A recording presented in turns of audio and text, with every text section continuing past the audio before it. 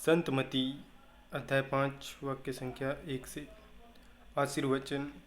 ईसा यह विशाल जनसमूह देखकर पहाड़ी पर चढ़े और बैठ गए। उनके शिष्य उनके पास आए और वे यह कहते हुए उन्हें शिक्षा देने लगे। धन्य है वे जो अपने को दीनहीन समझते हैं, स्वर्गराज उन्हीं का है। धन्य है वे जो नम्र हैं, उन्हें प्रतिज्ञात देश प्राप्त होगा। धन्य है वे जो शोक करते हैं, उन्हें सांत्वना मिलेगी। धन्य है वे जो धार्मिकता के भूखे और प्यासे हैं, वे तृप्त किए जाएंगे। धन्य है वे जो दयालु हैं, उन पर दया की जाएगी। धन्य है वे जिनका हृदय निर्मल है, वे ईश्वर के दर्शन करेंगे। धन्य है वे जो मेल कराते हैं, वे ईश्वर के पुत्र कहलाएंगे। धन्य है वे जो धार्मिकता के कारण अत्याचार सहते हैं, स्वर्गराज उन्हीं का है। धन्य हो तुम जब लोग मेरे कारण तुम्हारा अपमान करते हैं, तुम पर अत्याचार करते और तरह तरह के झूठे दोष लगाते हैं। खुश हो और आनंद मनाओ, स्वर्ग में तुम्हें महान पुरस्कार प्राप्त होगा।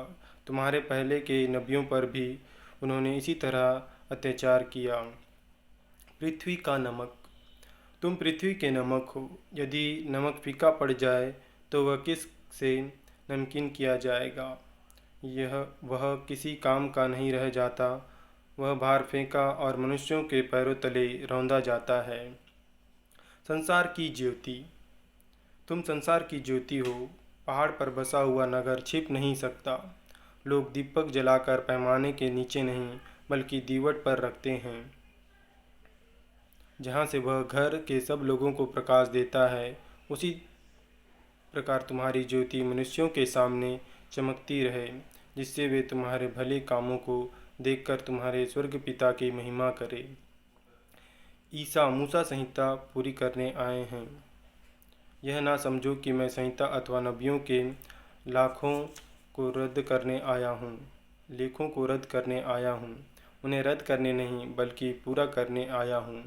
मैं तुम लोगों से यह कहता हूँ, आकाश और पृथ्वी भले ही टल जाए, किंतु संहिता की एक मात्रा अथवा एक बिंदु भी पूरा हुए बिना नहीं टलेगा। इसलिए जो उन छोटी से छोटी आज्ञाओं में एक को भी भंग करता और दूसरों को ऐसा करना सिखाता है, वह स्वर्गराज में छोटा समझा जाएगा। जो उनका पालन करता और उन्हें सिखाता है, वह स्वर्गराज में बड़ा समझा जाएगा। मैं तुम लोगों से कहता हूँ, यदि तुम्हारी धार्मिकता शास्त्रियों और फरिसियों की धार्मिकता से गहरी नहीं हुई, तो तुम स्वर्ग राज्य में प्रवेश नहीं करोगी। क्रोध और हत्या। तुम लोग ने सुना है कि पूर्वजों से कहा गया है, हत्या मत करो। यदि कोई हत्या करे तो वह कचहरी में दंड के योग्य ठहराया जाएगा। परंतु मैं तुम लोगों से कहता हूँ, जो अपने भाई पर क्रोध करता है वह कचहरी में दंड के योग्य ठहराया जाएगा। यदि वह अपने भाई से कहे, रे मूर्ख, तो वह महासभा में दंड के योग्य ठहराया जाएगा। और यदि वह कहे, रे नास्तिक, तो वह नरक की आग के योग्य ठहराया जाएगा। भाई से मेल मिलाप।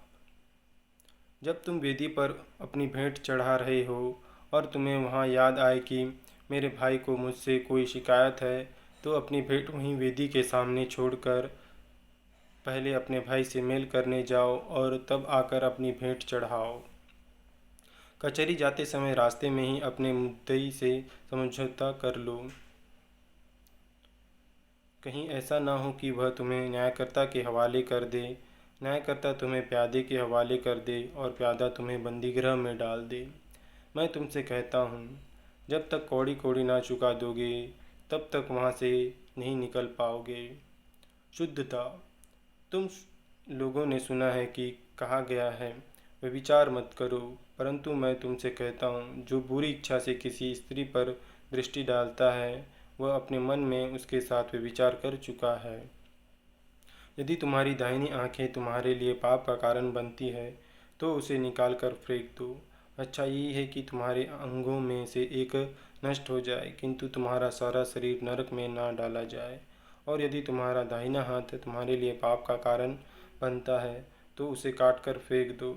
अच्छा यही है कि तुम्हारे आँखों में से एक नष्ट हो जाए, किंतु तुम्हारा सारा शरीर नरक में ना जाए।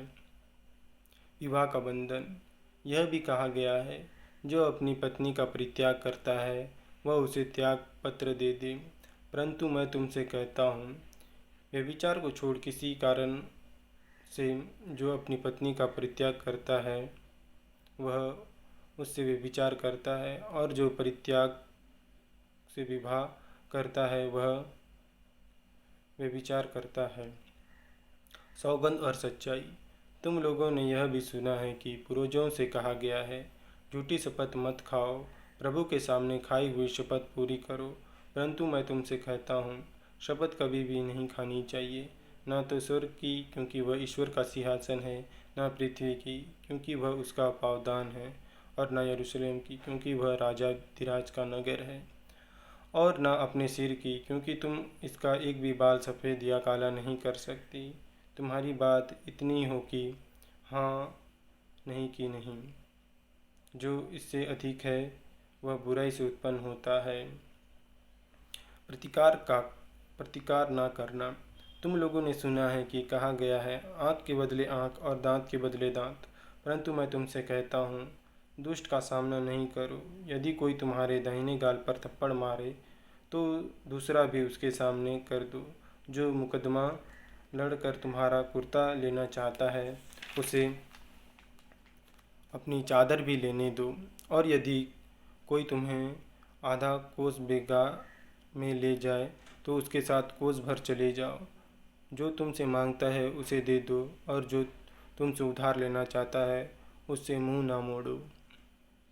शत्रुओं से प्रेम। तुम लोगों ने सुना है कि कहा गया है, अपने पड़ोसी से प्रेम करो और अपने बैरी से बैर। परंतु मैं तुमसे कहता हूँ, अपने शत्रुओं से प्रेम करो और जो तुम पर अत्याचार करते हैं उनके लिए प्रार्थना करो। इससे तुम अपने स्वर्ग पिता की संतान बन जाओगे, क्योंकि वह भले और बुरे दोनों पर अपना सूर्य उगाता तथा धर्मी और अधर्मी दोनों पर अपनी पानी बरसाता है। यदि तुम उन्हीं से प्रेम करते हो जो तुमसे प्रेम करते हैं, तो पुरस्कार का दाव कैसे कर सकते हो? क्या नाकेदार भी ऐसा नहीं करते? और यदि तुम अपने भाइयों को ही नमस्कार करते हो तो क्या बड़ा काम करते हो? क्या गैर यहूदी भी ऐसा नहीं करते? इसलिए तुम पूर्ण बनो जैसे तुम्हारा स्वर्ग पिता पूर्ण है।